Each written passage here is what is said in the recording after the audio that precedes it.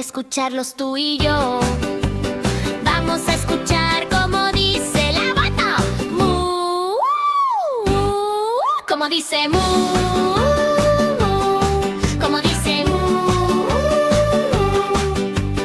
Vamos a escuchar cómo dice el gato. Miau, miau, miau. Como dice miau, miau, miau. Como dice miau, miau, miau. Ahora vamos a escuchar cómo dice el perro. Wow, wow, wow. Como dice wow, wow, wow. Como dice wow, wow, wow. Ahora vamos a escuchar cómo dice la abeja. Mey, mey, mey. Como dice mey, mey, mey. Como dice pieo, pieo, pieo. Ahora vamos a escuchar cómo dice pollito. Pío, pío, pío. Como dice pío, pío, pío.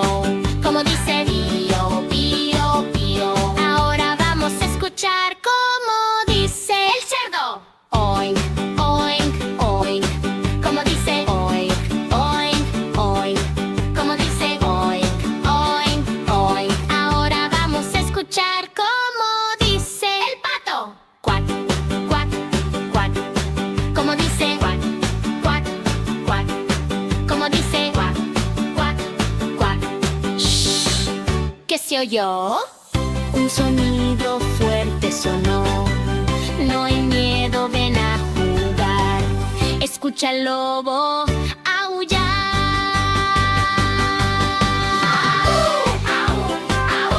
Au, como dice au, au, au, como dice au, au. Adiós, adiós, ya lo sé. Los sonidos aprendí bien. Mu, miau y wow también. Hasta pronto, nos vemos otra vez.